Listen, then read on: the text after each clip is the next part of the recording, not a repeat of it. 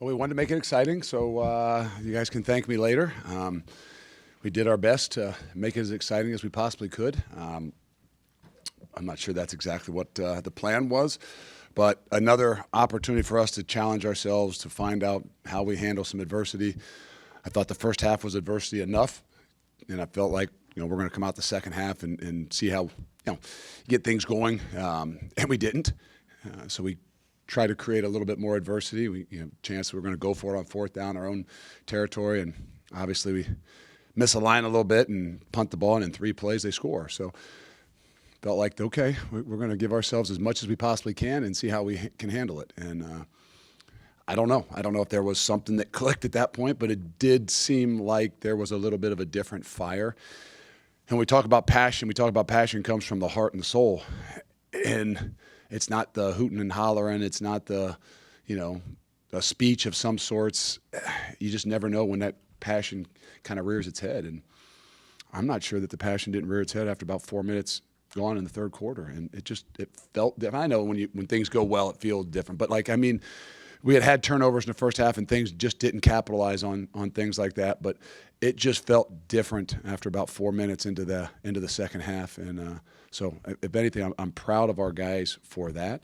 Now we just got to find ways to, pull that out and that be who we are from the get-go. And that's always, if we had that formula, we would, we'd have something different. Everybody would.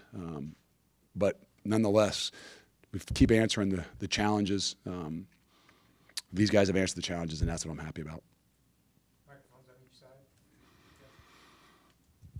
Luke, you've said that you have to find ways to create energy through the ground game. And it looked like Braylon gave you guys that in the second half as part of that spark, as part of that turnaround. Is getting him going earlier, and I know you want to use him as a receiver as well, but is getting him going earlier part of the solution? Yeah, that was part of the game plan. It didn't, sometimes you got to adapt and adjust. In the first half, we couldn't and didn't for whatever reason. We'll go and take a good hard look at it and to see why and, give them some credit. They got some 340-pounders inside there, and it's not the easiest thing in the world, I guess, early on. But nonetheless, guys don't recognize and realize. Everybody around here does because they've seen it for such a long time. But even a 4- and 5-yard run, the 2-yard runs that are just – it's hard to gain any energy from that, even though they're body blows and they wear people down. But the 5 and the 6 ones are the ones that, you can just see a spark. You can just – and that's what it was in the second half. It wasn't an 89-yard run or whatever it was, the last time. It was a 6-yard run. It was an 8-yard run, and it was physical, and it was close to being broken. And that's where I think you started to just feel some things that were a bit different. Luke, you've dominated the third quarter in scoring, I think 48-7. What's been the key out of halftime to get those numbers so lopsided? Coaching. No. I'm glad you found a positive statistic for us. No, I just think that we've been, we've had some adversity. We've been putting ourselves in a situation that you got no choice, right? It's one or the other, right? You come out the second half and you lay down, or you come out the second half and you dig deep and find where that passion's coming from. And hopefully it has something to do with the way these guys have trained, that when their backs are against the wall, that, there's something that comes out of them. That's not the way you want to go about it, right? You'd much rather, be able to find ways to start faster and things like that. But that's if I look at everything, even in 3 weeks, what's the greatest thing you've seen so far? And it's just some of those challenges, that there's no lay down, there's no even pointing fingers, because that can happen at times. And so we got to find a way that whatever that spark is, whatever that third quarter momentum is or formula is, let's try to find it for the first half. Luke, going back to Braylon, you used the word multiplier to talk about Tanner and the quarterback position earlier this week. Can Braylon give you that too? Yeah, Did he in the third quarter? That's what I say. The quarterback makes everybody around him better. Just the nature of who he is and distributing the ball and just confidence. But the multiplier is being able to be physical. And you've seen it around here for, I don't know how, 20-some years and probably even longer, 25 years. That is a big deal. And whether it's Braylon, whether it's Ches, whether it's that offensive line, it is a multiplier. It is an energy giver, and we have to find and create some more ways to do that a little bit earlier. But understand that there's things that take a toll, and whether maybe it was the first half, maybe it was us trying to but not establishing, the ability to run the football well enough to create some energy, but maybe those body blows made a difference. Luke, through 2 weeks, you're sitting at -5 in the turnover differential. 5 picks and a fumble later, you're back in the positive. How was your defense able to get so many turnovers today? They made the plays when they were thrown their way, and some people laugh, well, they were thrown right to a couple of them. Well, they were, but they've also been thrown to us before, and the ball hasn't bounced. So when the plays were there, they had an opportunity to make them. Coach Brady said that with about 2 minutes and 13 seconds to go. Hey, we're on the positive in the turnover. I said, don't you dare jinx this thing. Who knows what can happen in 2 minutes and 13 seconds. But we talked about, right, I wasn't going to overemphasize. I thought, yes, we got turnovers, but I still think maybe the better of what we did was we tackled better. We leveraged things. And when you get some turnovers, I think you'd by nature just see yourself being a little bit more aggressive. Some of them were, pressure throws to us, and then some of them were really, really good plays. The Hunter Wohler one down in the end zone is a phenomenal play. I have a question about pass defense as well. It seemed like in that first half they were using some of those man beater type of concepts to make some of those big plays happen. Are you concerned after 3 games about the man coverage ability of your secondary right now? Yeah, we got to figure out what they'll allow others to do, and I think that's what we're seeing, that they're a little bit, I think, in some ways, lenient in what they would consider a rub and a pick, and we got to do a better job of it.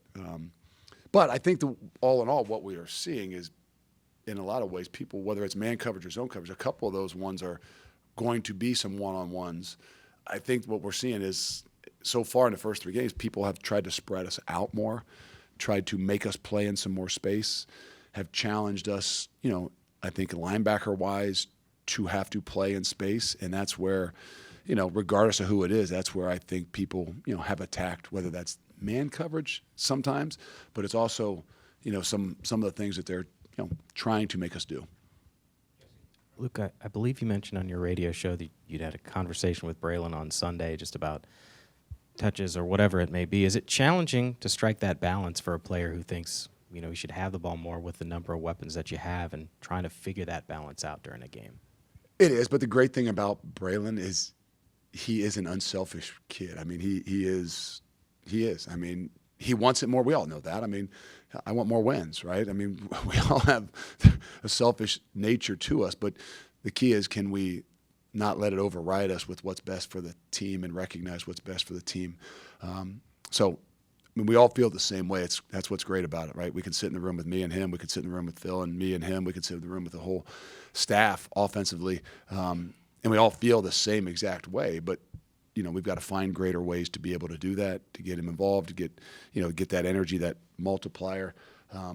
But sometimes you have to be able to take what people will give you. And, he's got a lot of attention, not just from the media. He's got a lot of attention from other people's defenses, and that makes it a little bit more difficult. Luke, I think in the first game against Buffalo, your defense got off the field 13 out of 15 times on third down. Overall, though, through 3 games, how would you evaluate what your defense has been doing on third down to get the ball back? Well, that's what I didn't feel great about tonight or today, this afternoon. They did some things, created some space. That's why they had as many yards. That's why, we didn't have as many possessions in the first half.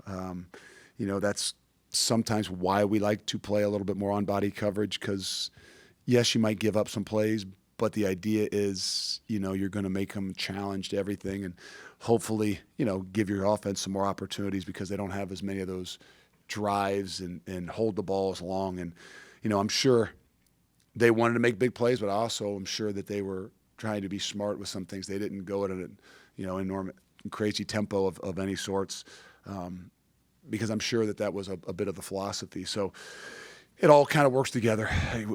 There's some things we know we've got to do a better job of, but we're going to play a lot of man coverage. We're going to play on bodies, and what we're just not getting maybe is some of the zone stuff, integrity stuff that people are challenging us with a little bit more down the field routes.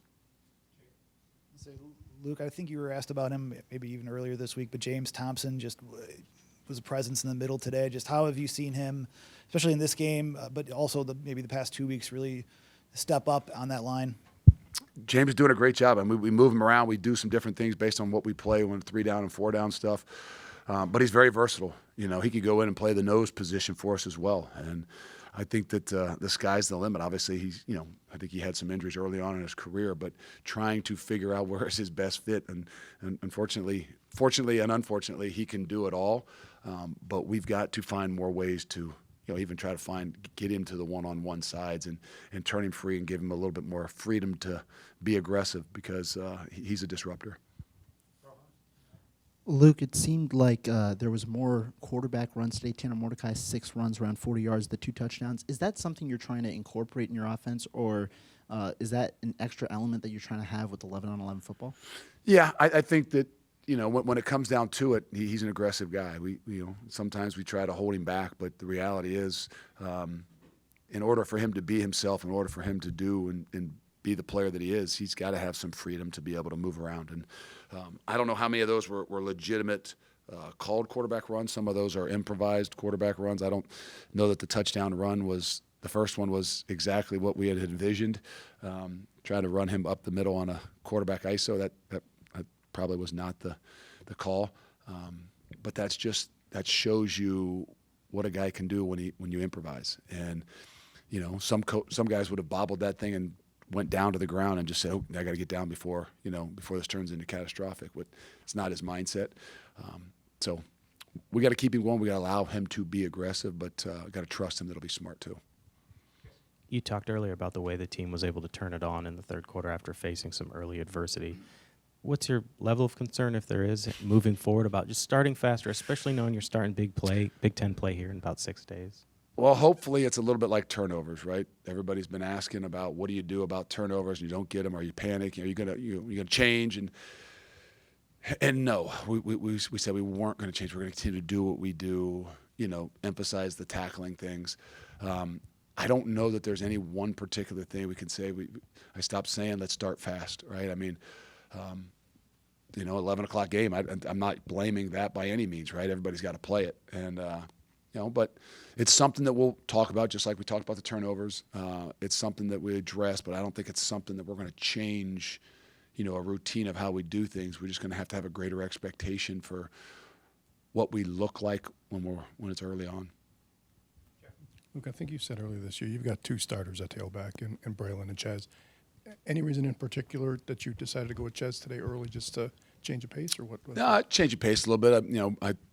Braylon was dinged up a little bit, but that's what I'm as proud of anything is, he didn't bat an eye at it, whether it was being dinged up a little bit or hey, this is the route we're going to go based on where you are physically.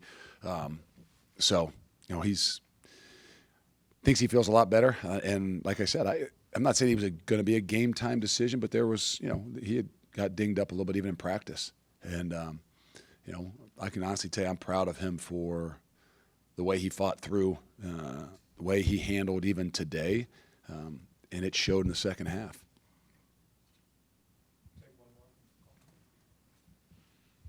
This is the first time we got to talk to you since Countess Lewis announced he was going to leave for the transfer portal. What were the conversations like with him over the past week, if there were any? We just won a football game that we're going to focus on the guys that are in that locker room. Those guys are the ones that did what they did, and we're going to have the guys that are here and the guys that aren't going to be here and don't want to be here. Then they won't be here. It's got to be an unselfish thing we do, right? So we're going to talk about if there's any more questions about the guys in that locker room and how they played. We'll talk about them, but anybody that's not a part of our program, we don't need to talk about at this point.